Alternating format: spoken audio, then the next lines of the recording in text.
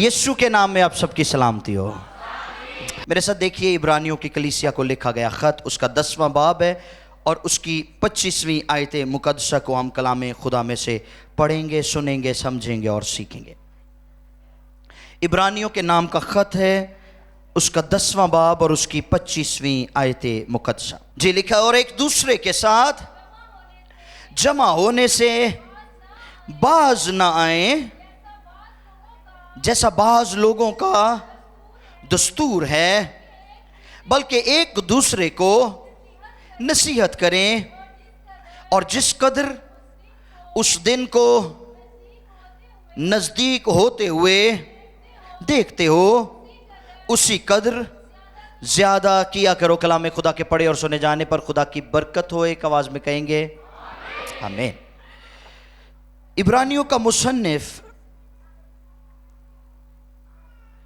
इब्रानियों को यह ख़त लिखता है, यानी यहूदियों को यह ख़त लिखता है, और यह ख़ास तौर पर ख़त यहूदी मसीहियों को लिखा गया, क्योंकि वो यहूदी जो मसीही हुए थे वो शरीयत को मानने वाले थे, शरीयत को फॉलो करने वाले थे, और शरीयत आप कह लें कि बिल्कुल इस तरह से थी कि उनकी हड्डियों में जैसे कूट कूट के भरी हो।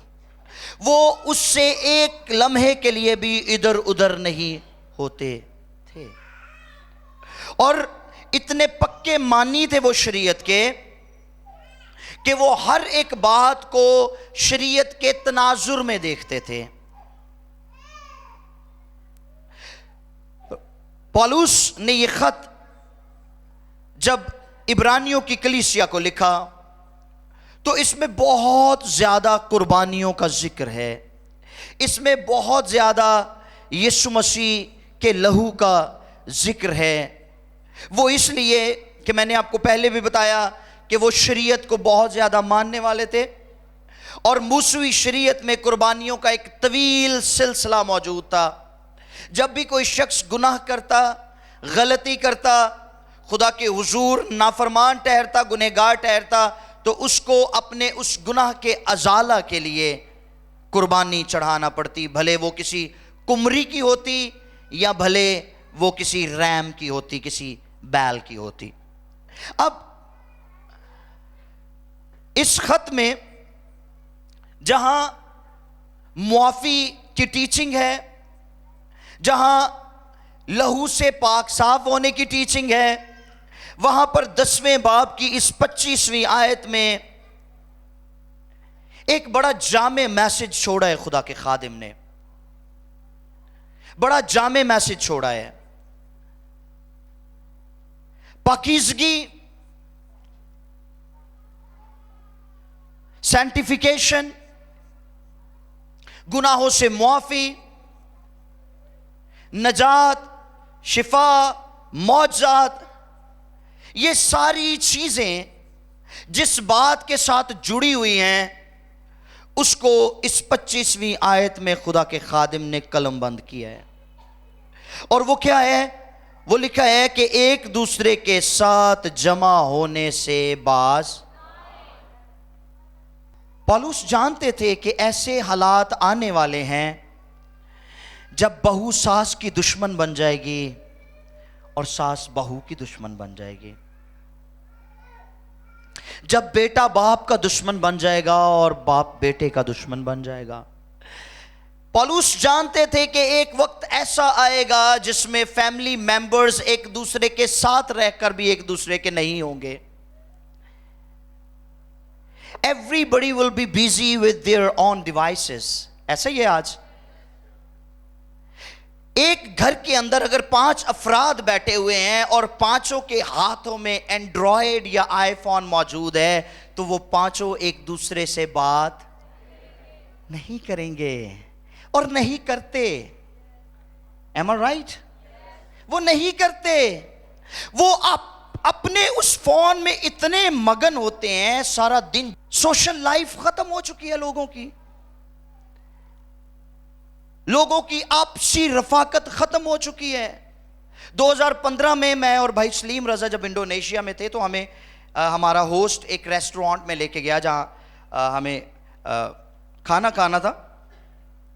تو وہاں پر لٹرلی انہوں نے ایک کیپشن لگائی ہوئی تھی, اور اس کیپشن کے اوپر لکھا تھا we don't have wifi talk to each other. انہوں نے لکھا تھا کہ ہمارے پاس انٹرنیٹ کی فیسلٹی, ایک دوجے نال گلاں کرو تہاڈی مہربانی ہوئے گی.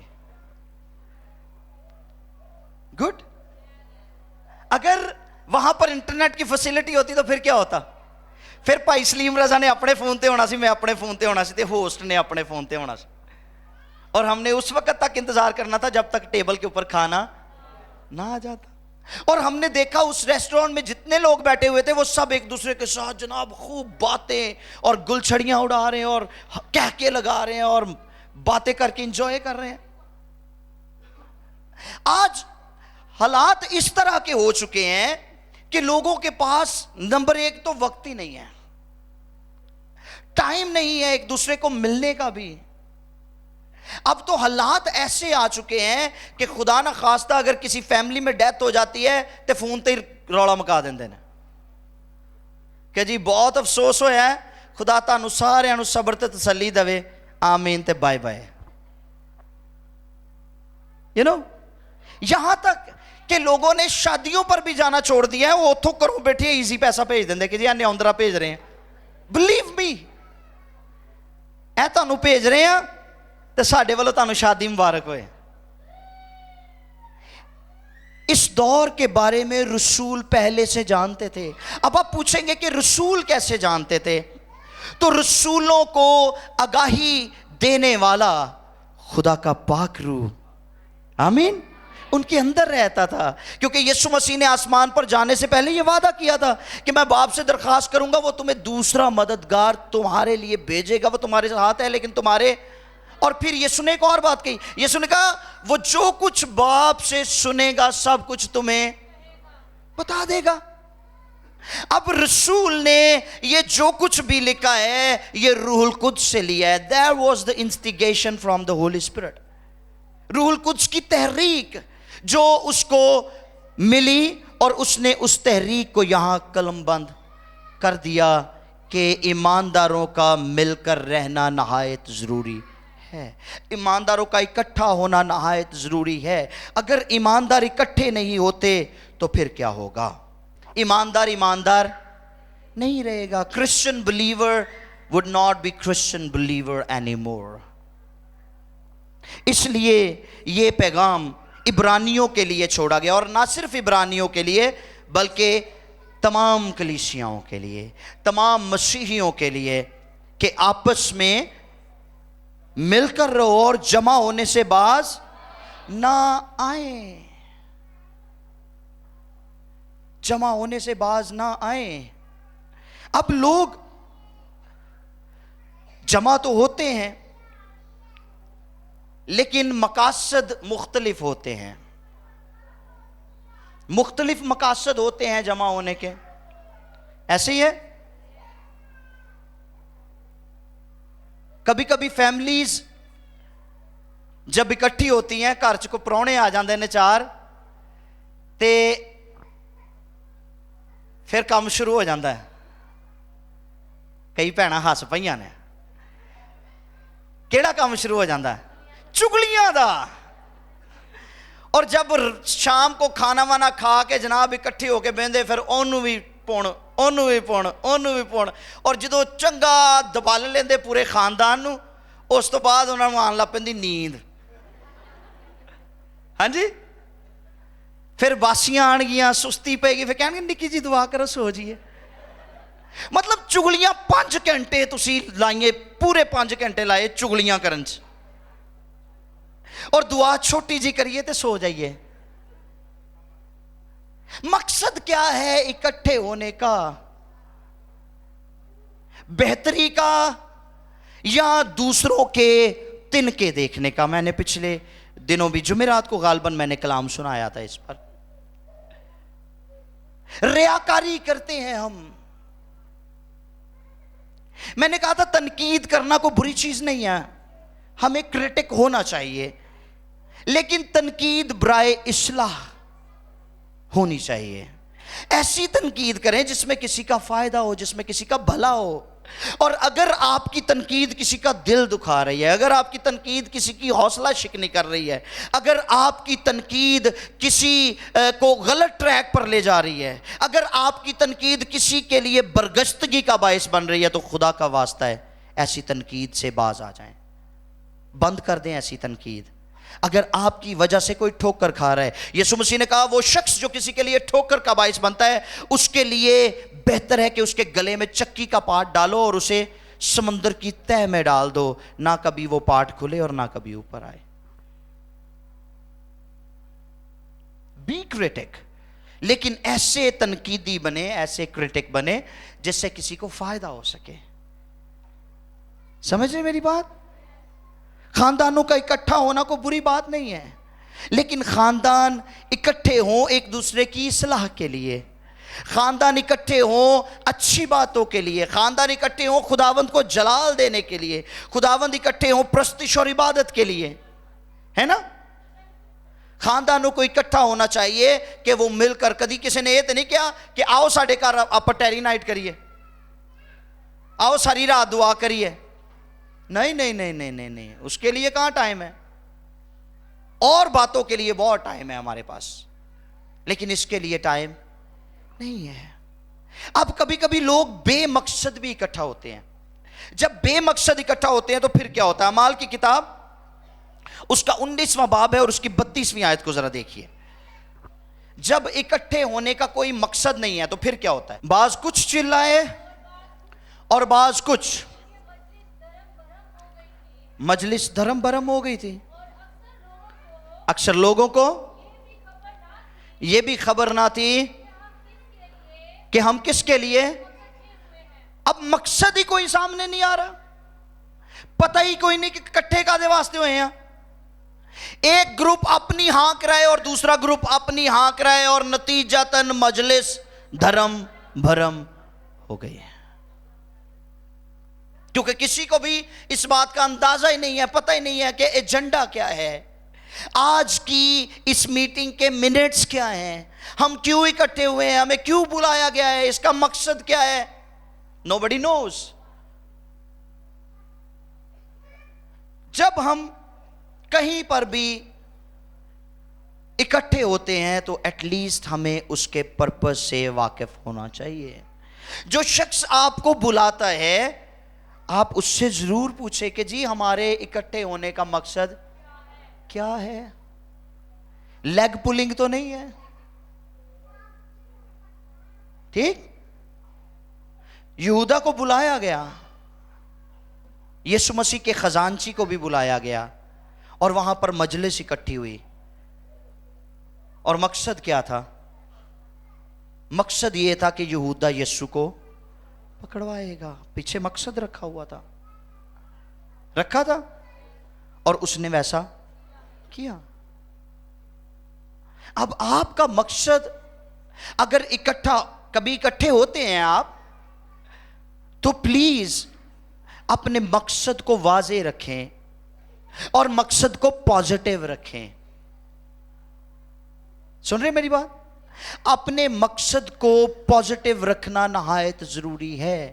آپ دعا کے لیے اکٹھے ہوں، آپ ورشپ کے لیے اکٹھے ہوں، اگر آپ کے درمیان کوئی کلام سنانے والا نہیں ہے تو پھر بہترین طریقہ یہ ہے کہ آپ پرستش کریں، پرستش کے گیت گائیں، دعائیں کریں جب تک خدا آپ کو توفیق دیتا ہے. مجھے یاد ہے جب 2003 میں اسلام آباد میں جاب کرتا تھا تو وہاں پر کچھ ایماندار بھائی تھے، اور غالباً وہ ہر ہفتے کی شام مطلب وہ جتنے دوست تھے وہ فردن اپنے گھروں پر ایمانداروں کو بلاتے تھے، اور وہ وہاں پر اکٹھے ہوتے.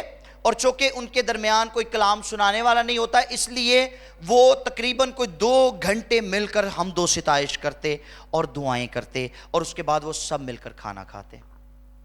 آسم. چگلیاں تو نہیں سی کرتے کسی دیاں، بدگوئیاں تو نہیں سی کرتے کسی دیاں، کسی کے تنکے تو نہیں دیکھتے تھے. سن رہے ہیں میری بات؟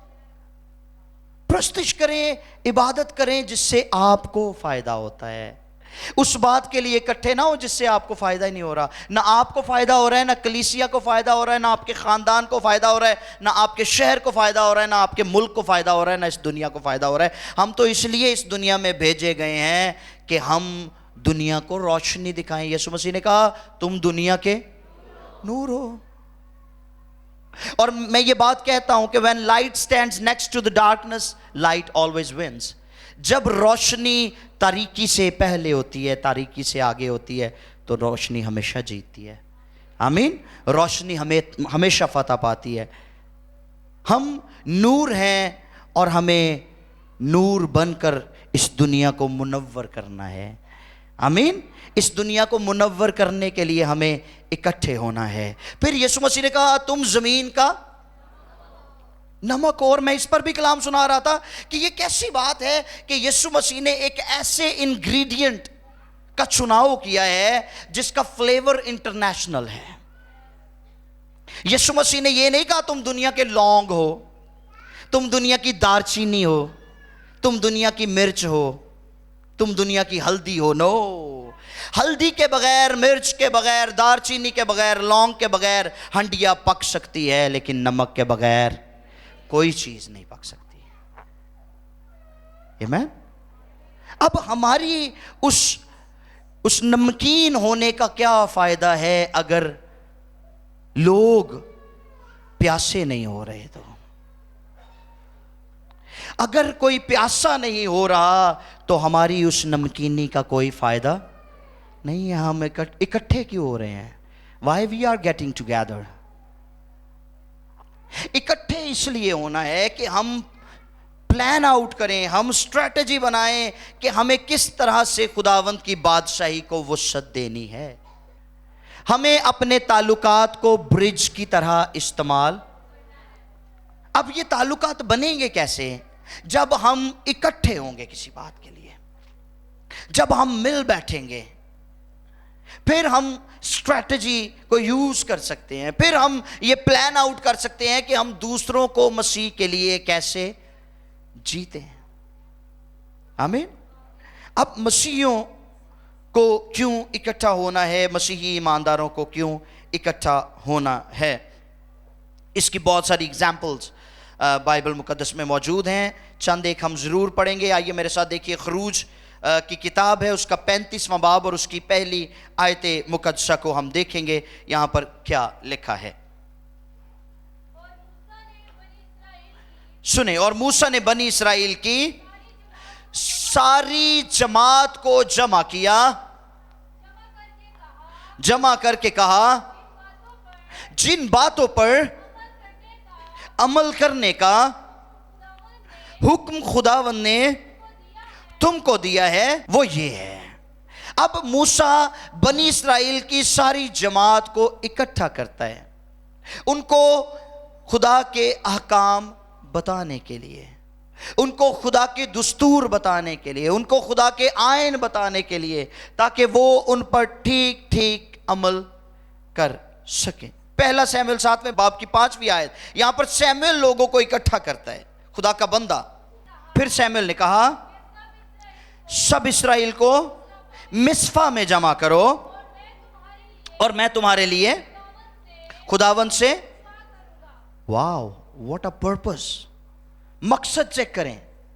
مصفا میں جمع کرو سب بنی اسرائیل کو اور میں ان کے لیے دعا کروں گا. مل بیٹھنے کا مقصد نمبر 1، کلام کی شہادتوں کو بیان کیا جائے. موسیٰ کلام کی شہادتوں کو بیان کرنے کے لیے بنی اسرائیل کو اکٹھا کرتے تھے. سیموئیل بنی اسرائیل کے لیے دعا کرنے کے لیے ان کو اکٹھا کرتے ہیں کہ وہ مل بیٹھے. اب کیا ہمارے پاس اکٹھا ہونے کا ایک ہی دن مقرر ہے؟ Are we just Sunday Christians or Sunday believers? کیا اس کے علاوہ بھی ہم اکٹھے ہو سکتے ہیں؟ یس. ہوم سیلز بولتے ہیں ان کو. آپ اپنے گھروں میں اپنی فیملی کے ساتھ اکٹھے ہوں، اپنے بچوں کو خدا کی شہادتوں کے بارے میں بتائیں، اپنے بچوں کے ساتھ شیئر کریں. اور پھر جس دن گھر پر مہمان آ جاتے ہیں اس دن چھٹی نہ کریں کہ ہم ویسے تو روٹین سے گھر پہ عبادت کرتے ہیں لیکن آج پراونے آئے سی، جدن پراونے آندے ادھر بہت ہی عبادت کرو. یس، تاکہ ان کے سامنے آپ کی ایک گواہی قائم ہو. آمین. آپ کے گھرانے کی گواہی قائم ہو، اور وہ بھی آپ کو اپنے گھروں پر جا کر فالو کرنا شروع کریں. آمین. پولوس نے یہاں پر کہا ہے واضح طور پہ. پولوس کیا کہتے ہیں؟ کہتے ہیں کہ اور ایک دوسرے کے ساتھ جمع ہونے سے باز نہ آئے، جیسا بعض لوگوں کا. اب جب آپ کے ریلیٹیوز، آپ کے مہمان، آپ کے عزیز آپ کو خداوند کی عبادت اور پرستش کرتا ہوا دیکھیں گے تو وہ بھی جا کر کہیں گے کہ ان کے گھر کا یہ دستور ہے، اور ہم بھی اس دستور کو اپنائیں گے. تے جے تہاڈے کرو چگلیاں سن کے جان گے تو پھر وہ بھی دستور اپنان گے. آف کورس اگر ایماندار گھرانے سے کچھ نیگیٹو نکلتا ہے تو لوگ اس نیگیٹو کو لے کر آپ پر تنقید بھی کریں گے کہ جی انج تے بڑے بھگت بنے پھر دن ویاہ تے گانے چلائے سی. یس، ہمیں نمونہ دینا ہے، ہمیں نمونہ بننا ہے.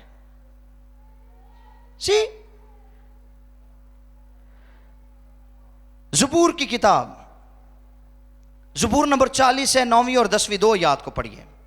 زبور نویس کیا کہتے ہیں اس کے بارے میں ہم دیکھیں گے. میں نے بڑے مجمع میں ہاللیلویہ صداقت کی بشارت کے لیے بشارت دی ہے. زبور نویس کہتے ہیں میں نے بڑے مجمع میں صداقت کی بشارت دی ہے، سچائی کی بشارت دی ہے. چھپ چھپ کے نہیں، لوک لوک کے نہیں، کونے کھدریاں چ نہیں، کسے کلے بندے نو پھڑ کے نہیں کہ یسوع زندہ ہے. میں نے پورے مجمع کے سامنے کہا ہے کہ یسوع مسیح خدا کا بیٹا ہے. ہاللیلویہ. اگر آپ کے اندر کلام جلتی آگ کی مانند ہے تو پھر اس آگ کی لپیٹ میں باقی بھی آنے چاہیے. آمین. مجمع میں کھڑے ہو کر اس کی صداقت کا بیان کریں، پھر فائدہ ہوگا.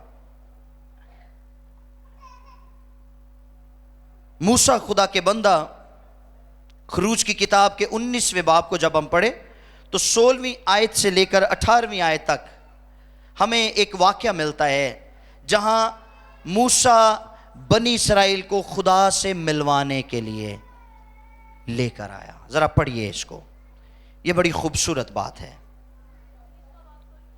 یس، 16ویں سے 18ویں آیت تک سنے. جب تیسرا دن آیا، صبح ہوتے ہی بادل گرجنے اور بجلی چمکنے لگی.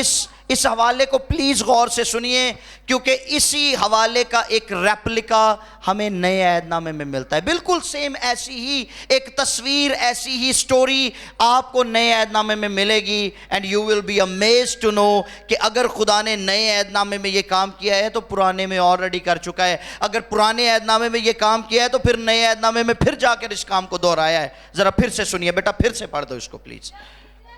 تیسرا دن آیا تو صبح ہوتے ہی بادل گرجنے اور بجلی چمکنے لگی اور پہاڑ پر کالی گھٹا چھا گئی اور جھرنا کی آواز بہت بلند ہوئی اور سب لوگ ڈیروں میں کانپ گئے.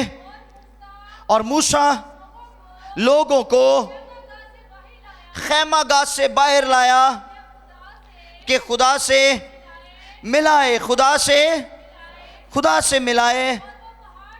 اور وہ پہاڑ سے نیچے آ کھڑے ہوئے اور کوہ سینا اوپر سے نیچے تک دھوئیں سے بھر گیا کیونکہ خداوند شعلہ میں ہو کر اس پر اترا اور دھواں تنور کے دھوئیں کی طرح اوپر کو اٹھ رہا تھا. اب ذرا آئیے نئے نامے میں آپ کو دکھاؤں اس کا ایک ریپلیکا کہ اگر موسیٰ بنی اسرائیل کو خدا سے ملوانے کے لیے باہر لے کر آتا ہے تو خدا شعلہ میں سے ہو کر کلام کرتا ہے. اور یہاں پر یسوع مسیح نے آسمان پر جانے سے پہلے اپنے شاگردوں کو کہا کہ تم مل کر بیٹھے رہنا, عبادت کرتے رہنا, دعا کرتے رہنا اور میرے وعدے کے منتظر رہنا. اعمال کی کتاب 2 باب کی پہلی آیت میں لکھا, اور جب عید پینتیکوس کا دن آیا, the 10th day, 10واں دن, یہاں پر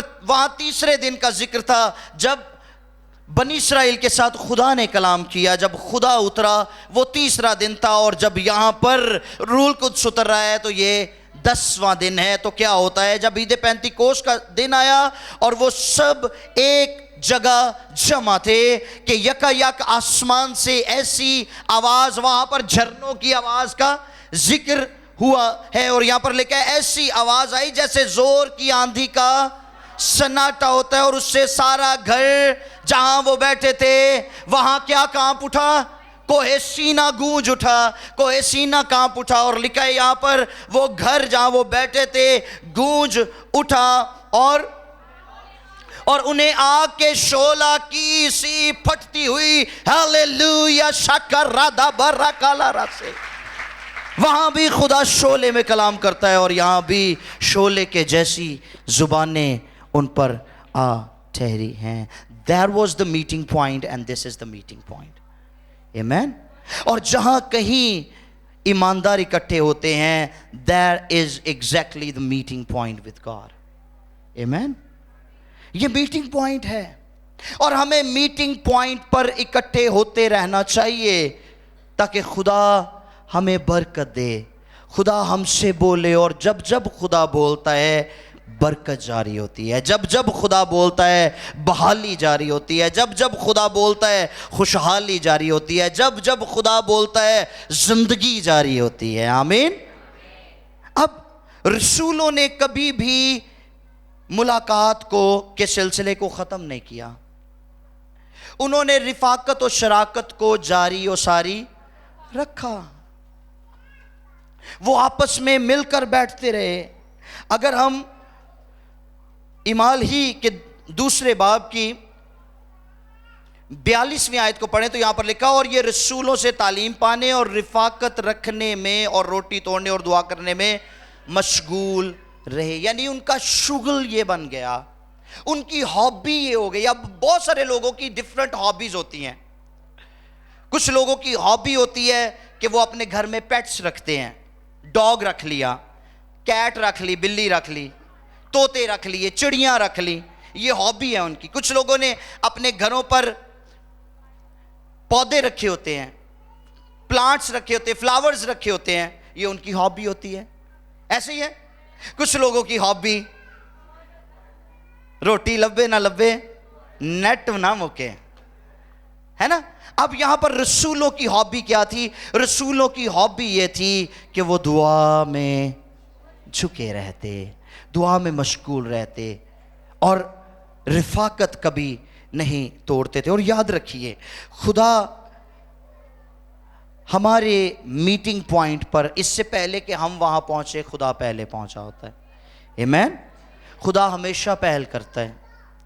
ہم کہہ رہے ہوتے خداوند ہم تیرے حضور میں آ گئے ہیں, اب تو آ جا, خداوند اور اپنے لوگوں کے درمیان ٹھہر جا. اور شاید ہم اس بات سے غافل ہوتے ہیں کہ جس خدا کو ہم اپنے آنے کے بعد کہہ رہے ہیں اب تو آ جا, وہ ہم سے پہلے وہاں پر. آمین. آئیے ذرا دیکھیں میرے ساتھ متی کی انجیل 18واں باب اور اس کی 20ویں آیت. متی کی انجیل 18واں باب اور اس کی 20ویں آیت. کیونکہ جہاں 2 یا 3 میرے نام پر اکٹھے ہیں وہاں میں ان کے بیچ میں ہوں. اب بہت سارے لوگ کہتے ہیں ہوں گا. جہاں 2 یا 3 میرے نام سے اکٹھے ہوں میں ان کے درمیان ہوں گا. ہوں گا goes with future, لیکن فیوچر کی تو بات وہ کر ہی نہیں رہا.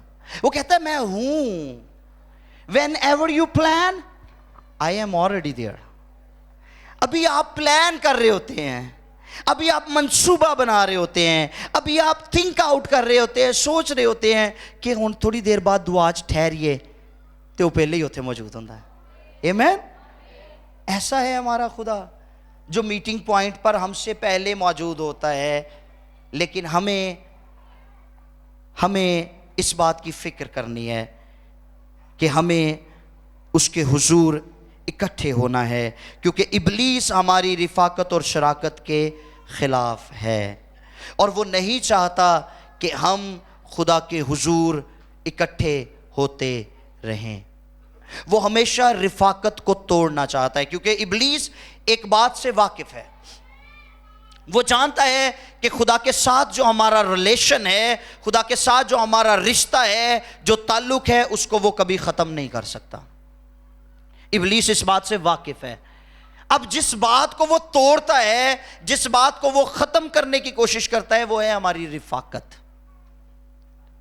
کیونکہ رشتہ جو ہے وہ حتمی ہے, رشتے کو زوال نہیں, اور رفاقت غیر حتمی ہے, رفاقت زوال پذیر ہے. اگر آج آپ اس کلیسیا میں آ رہے ہیں تو شاید ایک ہفتے کے بعد, ایک مہینے کے بعد, 2 مہینوں کے بعد, مجھے نہیں پتا, وین ایور آپ اس رفاقت کو چھوڑ کر کہیں اور چلے جائیں گے. ایسا ہے؟ جب کوئی شخص یسوع مسیح کو قبول کرتا ہے تو اس کے پاؤں زمین پہ نہیں لگ رہے ہوتے, وہ اتنا روح میں معمور اور اتنی دعائیں اور سب کچھ, اور پھر آہستہ آہستہ آہستہ آہستہ وہ دہکتا ہوا کوئلہ جو ہے وہ ماند پڑنا شروع ہو جاتا ہے. اور وہ شخص جو یسوع مسیح کو قبول کرنے کے بعد ڈھونڈتا پھرتا ہے کہ مینوں کتے خادم لبے, مینوں کتے ایماندار لبن تے میں دعا چ ٹھہر جاواں, بعد میں ایمانداروں سے چھپتا پھرتا ہوتا ہے کہ کتے ایماندار نہ کوئی نظر آ جائے, میں دعا کرنی پہ جانی ہے. ہماری رفاقت کے خلاف ہے دشمن ابلیس, اور رسول کہتے ہیں پس وقت کو غنیمت جانو, کیونکہ کیوں دن برے ہیں, کیوں دن برے ہیں. پہلا پطرس 5ویں باب کی 8ویں آیت میں لکھا ہے کہ ہمارا مخالف دشمن ابلیس شیر ببر کی طرح دھاڑتا پھرتا ہے کہ کس کو پھاڑ. یہ اس کا مقصد ہے, یہ اس کا مقصد ہے. آپ دیکھیے گا کہ شیر کبھی بھی ہرنیوں کے جھنڈ پر حملہ نہیں کرتا,